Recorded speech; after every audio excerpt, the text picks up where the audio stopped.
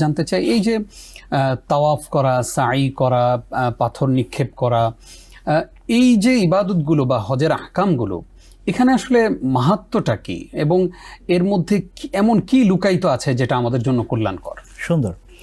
রাসূল করিম সাল্লাল্লাহু আলাইহি ওয়াসাল্লাম একটি হাদিসে সুন্দর করে বলেছেন যে ইন্নামা জুইলাত তাওয়াফু বিল বাইত ওয়া সাফা ওয়াল মারওয়া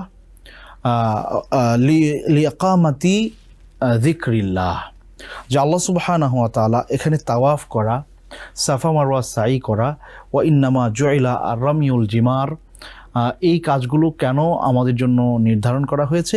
লিইকামাতি যিকরিল্লাহ, যাতে করে আল্লাহ সুবহানাহু ওয়া তাআলার শ্রেষ্ঠত্ব, বড়ত্ব এর ঘোষণা দেওয়া যায়, আল্লাহর স্মরণ করা যায়, অর্থাৎ আল্লাহ সুবহানাহু ওয়া তাআলাকে সবসময় স্মরণে রাখা, আল্লাহকে ভুলে না যাওয়া। সো এটা একটা বড় হিকমা যে এই কাজগুলোর মাধ্যমে আমি আল্লাহকে স্মরণ করছি। আরেকটা ব্যাপার হচ্ছে আল্লাহ সুবহানাহু ওয়া তাআলা কোরআনে বলেছেন ওয়ামাই ইউআযযিম শাআইরাল্লাহ ফাইন্নাহা মিন তাকওয়াল কুলুব, যে মানুষ যখন আল্লাহ সুবহানাহু ওয়া তাআলার এই নিদর্শনগুলোকে, কাবা, হিজর ইসমাইল, তার রুকনে ইয়ামানি, তারপরে আরাফা, মিনা, মুজদালিফা, আল মাশআর আল মুকাদ্দাসা, এই জিনিসগুলোকে যারা সম্মান করে এটা তার তাকওয়ার পরিচয়, অর্থাৎ তাকওয়া অর্জনের একটা ব্যাপার এখানে রয়েছে। জি।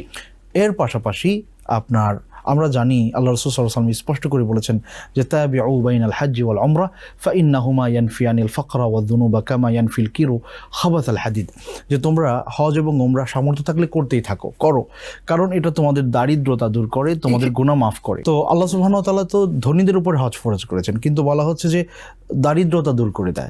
তার মানে আসলে আমাদের সবারই অপ্রাপ্তির নানান বেদনা আছে, আমাদের অনেক চাওয়া আছে যেগুলো আমি কোনোভাবেই পাচ্ছি না, আমার ভেতরে শূন্যতা আছে। সো বাইতুল্লাহতে একজন ব্যক্তি যখন তাওয়াফে যান, সাফা মারওয়া সাই করতে যান, এই জায়গাগুলোতে কিন্তু দোয়া কবুল হয়। মুলতাজাম রয়েছে, আপনার সাফা পাহাড়ে, মারওয়া পাহাড়ে উঠে দোয়া করার কথা হাদিসে আসছে, তাওয়াফরত অবস্থায় দোয়া করার কথা হাদিসে আসছে। তো এই সময়টা আল্লাহ সুবহানাহু ওয়া তাআলা এগুলো নির্ধারণ করছেন এই জন্য যে আমরা আমাদের অপ্রাপ্তির বেদনাগুলো সেখানে গিয়ে শেয়ার করব, আর প্রাপ্তি নিয়ে আমরা সেখান থেকে ফিরে আসবো।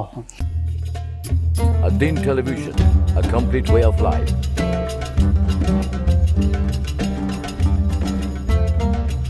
প্রিয় দর্শক, ধন্যবাদ ad-Din-এর সাথে থাকার জন্য।